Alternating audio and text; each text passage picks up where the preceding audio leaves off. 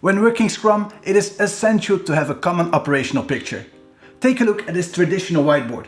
Here you can see the sprint view with all the items in the sprint, but also in what context they're being done and what state they're in.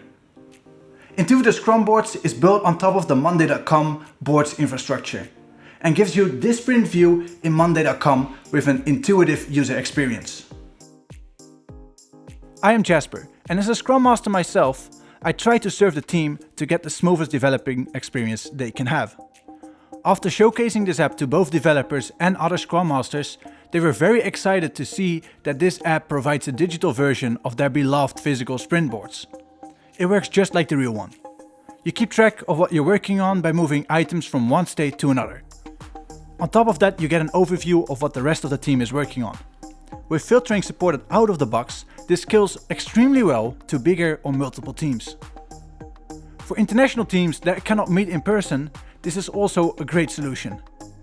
After we started working remotely, my team told me that they missed our physical board, and this is the one thing that will make Scrum work even better for us.